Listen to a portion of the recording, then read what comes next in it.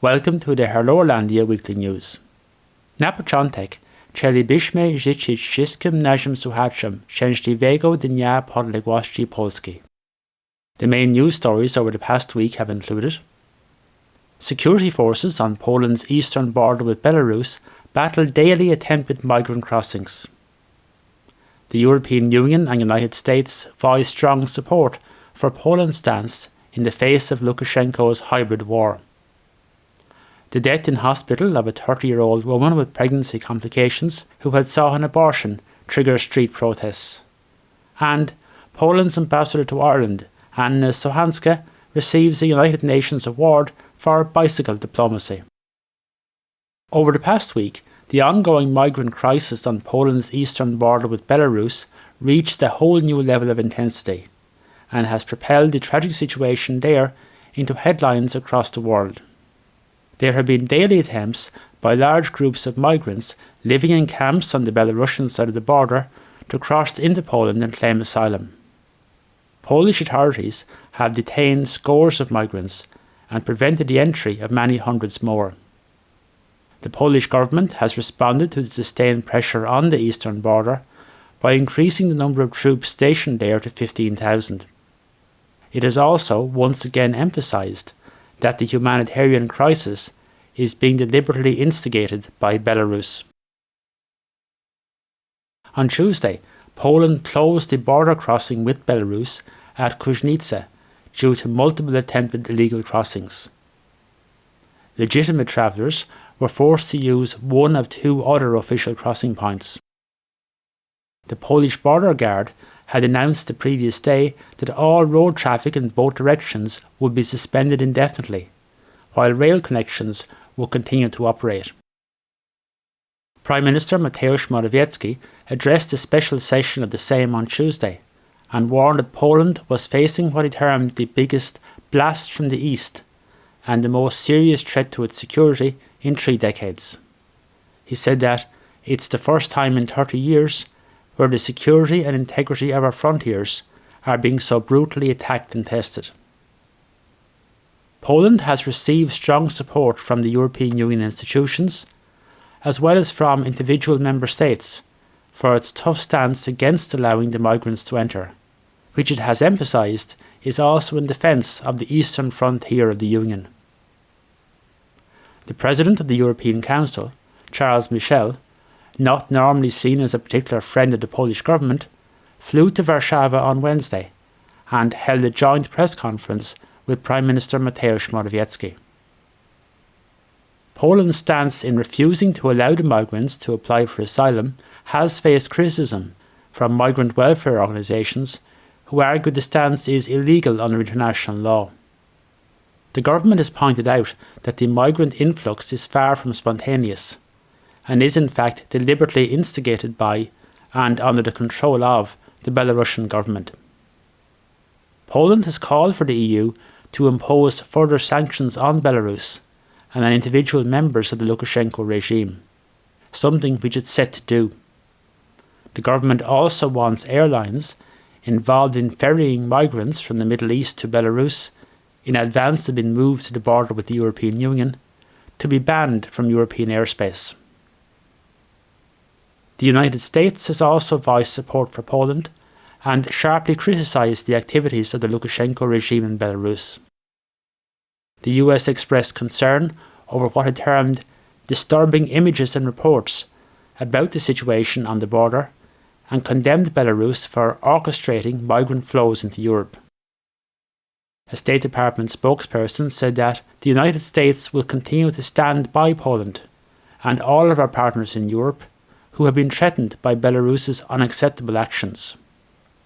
Russia has maintained its strong backing for the Lukashenko regime.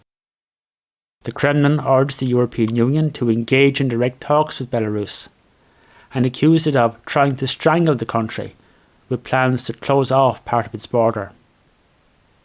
On Wednesday, it was reported that 2 Russian long-range bombers flew over Belarus in a demonstration of support.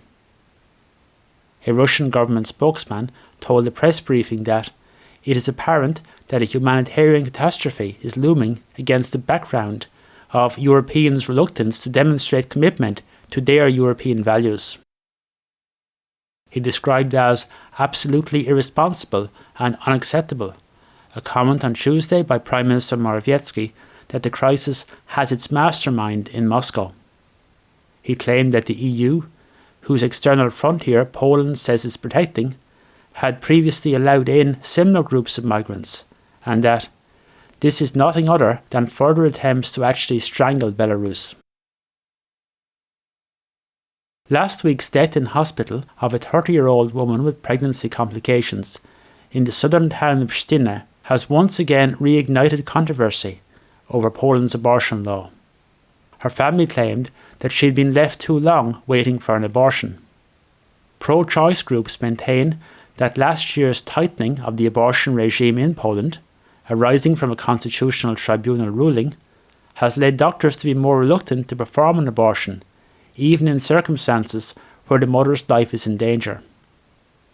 Supporters of the near-total ban on abortion point out that terminations where the life of the mother is at risk are explicitly permitted, and that the case of the deceased lady, known only as Isabella, may be entirely unrelated to the question of abortion. 2 doctors who were on duty in the Szczyna hospital at the time of the woman's death have been suspended. Prosecutors and government officials are conducting an investigation into the woman's death. Demonstrations in support of a relaxation of the abortion law were held in many Polish towns and cities on Saturday. The demonstrators carried banners with the slogan Ani jednej więcej, or Not One More in English. Prime Minister Morawiecki expressed his deepest sympathy with the family of the deceased woman.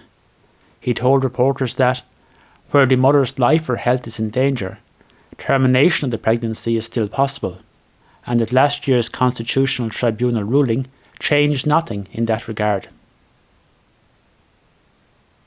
The Polish central bank, Narodowy Bank Polski, has slightly trimmed, by just 0.1%, its estimates for Polish GDP growth this year and next. In its latest forecast, the bank said it expects growth of 5.3% this year, followed by growth of 4.9% in 2022.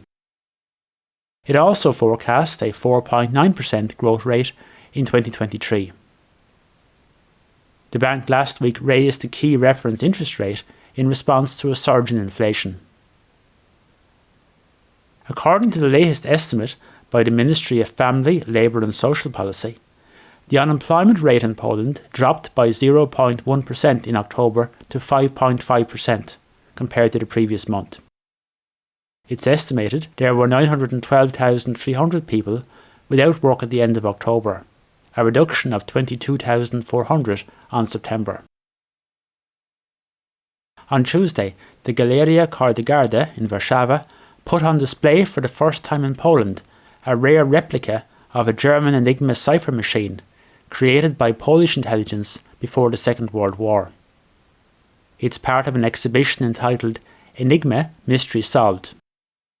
Narodowe Centrum Kultury, or National Centre for Culture in English, which is organising the exhibition, commented on its website that cracking the code of the German encryption machine Enigma was one of the greatest achievements of Polish cryptologists and the Polish intelligence service, which contributed to the defeat of Germany during World War II.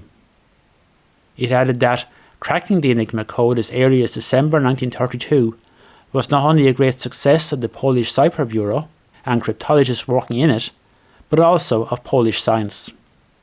The exhibition runs until November 28. Poland's Hubert Hurkacz continues to climb the men's tennis ATP rankings. He's moved up one place in the latest rankings to another career best of world number 9. The 24-year-old Pole last week reached the semi-finals of the Rolex Paris Masters Tennis Tournament before being knocked out by world number 1 Novak Djokovic.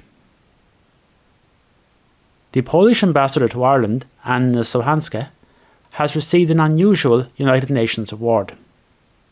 On Monday, the embassy in Dublin said that she had been awarded the 2021 World Bicycle Day of the United Nations Award for promoting bicycle diplomacy and for innovative and enthusiastic engagement in the promotion of cycling. The embassy's social media post showed the ambassador with her commemorative plaque and, of course, bicycle. The embassy went on to say that we are truly honoured and wish to truly thank Professor Leszek Jan Sybielski for this award and his efforts to promote cycling as a sustainable means of transport. That's all for this week.